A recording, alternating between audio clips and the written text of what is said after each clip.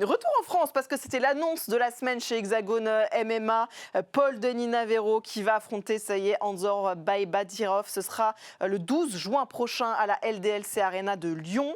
Et Anzor est avec nous ce soir pour en parler. Comment tu te sens, Anzor, alors qu'enfin ce fight a été annoncé? Est-ce que tu peux nous donner un petit peu les coulisses de cette annonce? Est-ce que c'était dans les tuyaux? Est-ce que tu discutais déjà avec Hexagone depuis un moment pour que ce fight se fasse? Ouais, bah, moi, c'est mon manager qui m'a tenu au courant de ça. On m'a dit que j'étais invité pour ce combat-là. Et en sachant que je sortais justement, j'étais en fin de contrat avec l'AEC. Mm.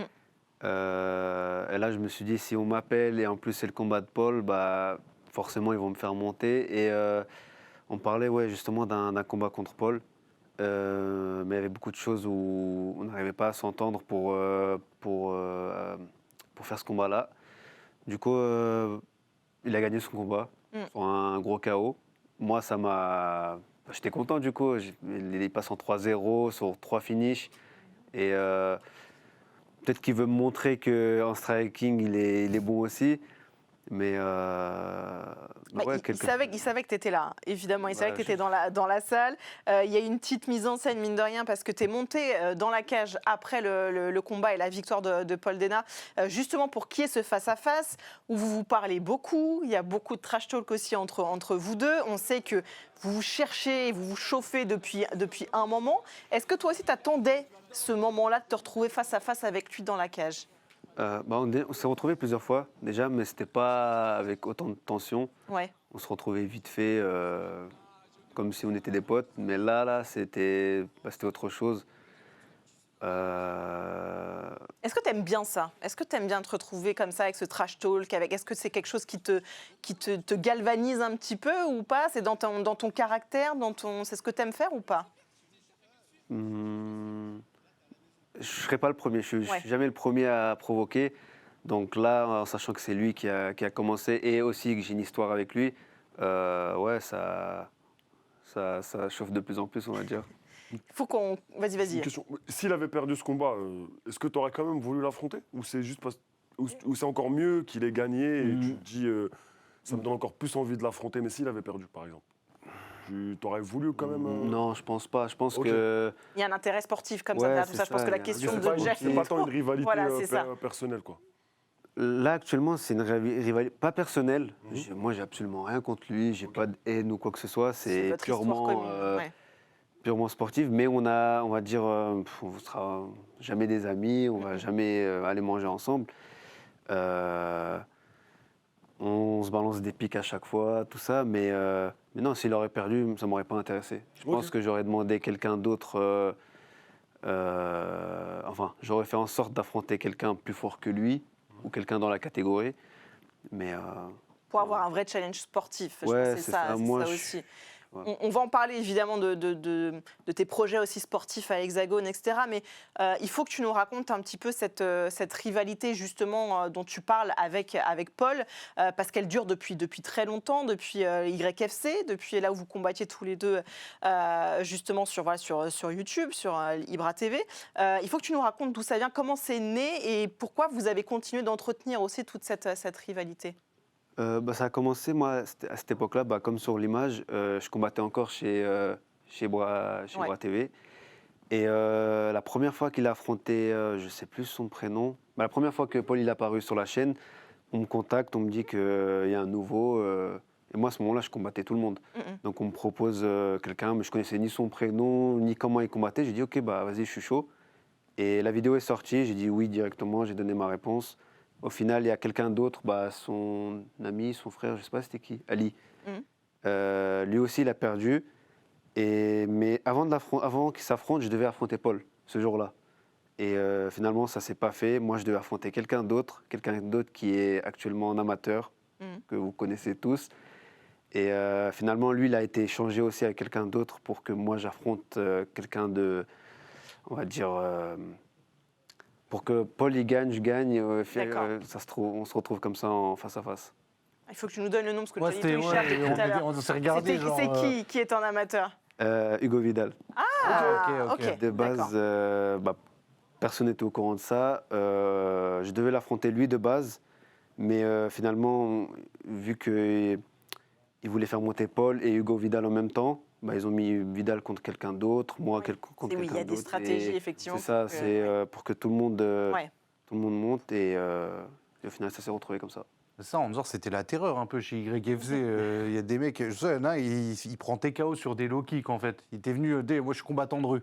Il dit oui, tu reviens plus. Hein. Par contre, non, c'était un peu le boss final. Et je pense que le fond de cette histoire, ce qui fait qu'aussi vous vous êtes pas affrontés très tôt, c'est parce que toi, tu étais déjà pro très très tôt en Ouais. fait. Et lui, il Plus ne vite l'était que pas. Paul. Ouais. Et je pense qu'il s'est dit, ouais, ça peut être un peu bourbier, non? Non, parce que à ce moment-là, je pense qu'on avait le même niveau. Moi, j'étais, on va dire, professionnel sur Tapologie, mais j'étais en 0-1 à ce moment-là.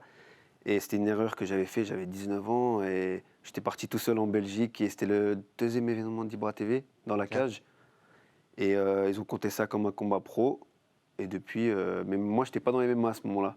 J'étais en Muay Thai. Ouais. Moi, je suis parti avec 2 potes à moi dans mon coin et malheureusement, j'ai perdu. Tu as essayé de repasser en amateur, non? Parce que je sais qu'il y a des conditions spéciales qui font que si, on va dire, que tu as fait une transition pro qui n'a pas été très bien faite, il y a possibilité peut-être de revenir en amateur. C'est un truc que tu as essayé? Ouais, on a essayé avec mon coach. Avant, je devais combattre au COF de base, en amateur. Et à 5 jours du combat, on me dit non, finalement, on peut pas, on t'accepte pas. Du coup, j'ai fait je perds pas mon temps et je continue réellement en pro. Et, En tout cas, non, juste, je vais, parce qu'on parle beaucoup de cette rivalité. C'est vrai que Paul Denis Navarro, il a beaucoup parlé de toi, notamment dans l'émission Le Vestiaire sur RMC Sport. C'était avant l'annonce du combat, en répétant notamment que c'était toi, jusque-là, qui refusais ce fight. Écoute. Oui, j'ai envie de l'éteindre. Ah ouais. Clairement, j'ai envie de l'éteindre. Mais j'ai essayé de le relancer plusieurs En fois. pro Je l'attendais, ouais. Mais j'ai rien entendu. Il veut pas. Non, j'ai pas aucune nouvelle. Pour de vrai, je pense que toi, t'es au-dessus largement. Prends pas la tête. J'aimerais tellement, les gens ils kifferaient, ça serait un beau combat. Mais bon, j'ai l'impression qu'il chie Retour de- dessus, là, Ah donc ouais, c'est ouais, malheureux. ouais, ouais. Faut pas lui faire trop peur. Alors, on veut ta version des faits. Forcément, c'est pas qu'on veut jeter de l'huile comme ça sur le feu, mais c'est vrai qu'on a toujours entendu la version de Paul qui dit que c'est toi qui as refusé jusque-là qu'il y ait ce fight. Quelle est ta version à toi, Anzor? Version, j'en ai pas. J'ai juste des preuves, on va dire, des messages avec des personnes qui étaient dans l'équipe d'Ibra TV. Et moi, j'ai juste ça. Parce qu'à chaque fois, je relançais pour affronter Paul. Et à un moment, on me disait oui, non, oui, non. Et le dernier message, c'était ouais, finalement, il va affronter que Ali. Et du coup, j'ai dit trouvez-moi quelqu'un, peu importe. Et ce jour-là, on fait un face-à-face. C'est tout. Ça s'est passé comme ça. Donc voilà, donc ça venait pas spécialement de toi. Dis-moi si je me trompe, on parle du côté sportif, mais tu as quitté l'AEC pour rejoindre justement Hexagone, notamment parce que Paul Dena aussi est là et que tu voulais terminer un petit peu ce chapitre-là. On a l'impression que c'est un peu ton boss final finalement, qu'il faut que tu ailles le battre, mais du coup, une fois que tu le bats le 12, imaginons que tu le bats le 12 juin prochain, il se passe quoi après? C'est quoi la suite pour toi? Je pense que je suis en multi-fight à l'Hexagone. Je vais pas aller chercher la ceinture maintenant. C'est pas quelque chose qui m'intéresse. J'ai juste envie de prendre l'expérience parce que je suis pas passé par l'amateur. Je suis passé en pro direct et j'aimerais avoir plus d'expérience, être plus à l'aise. Et après, pourquoi pas, dans la catégorie, atteindre peut-être la ceinture si je suis toujours à l'Hexagone. On rappelle que c'est un combat qui va se disputer en catchweight, en moins de 64, pour vous soyez un petit peu à cheval sur les deux catégories. Est-ce que ça change d'ailleurs quelque chose pour toi en termes de prépa du combat ou pas du tout? Non. Tu es en moins de 66. Hein. C'est ça. Ouais. Non, j'ai juste 1 kilo de plus à perdre et c'est tout, mais sinon ça change absolument rien. On a beaucoup parlé de Paul Dena qui, depuis qu'il est passé pro chez Hexagone, 3 combats, 3 victoires, 3 finishes. Tu as assisté au dernier justement, mais toi aussi, tu as beaucoup de finishes, 100% de finish sur tes victoires. On n'en parle pas non plus assez. C'est important aussi de le dire parce qu'on parle beaucoup de Paul. Mais toi aussi, une fois que tu es dans la cage, tu es redoutable. Ouais, c'est ça. Là, je suis à mon 7e. Je suis en 5-2. Une défaite contre mon premier combat pro.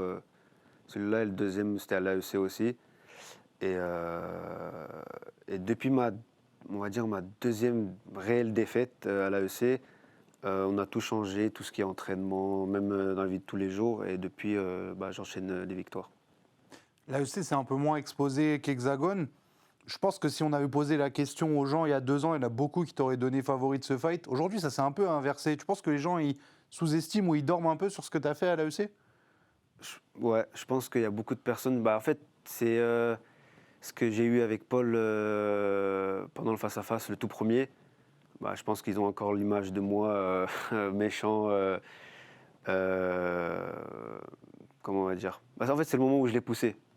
Tout le monde a mal pris ce moment-là et du coup, les gens, ils n'ont pas cherché à savoir où je combattais, ni quand je combats, combien, enfin, je suis en combien niveau palmarès.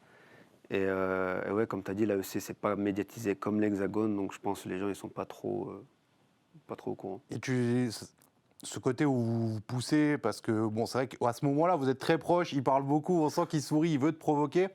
Ça t'a ennuyé l'image que ça donnait de toi, parce que ça faisait un peu le rageux, etc.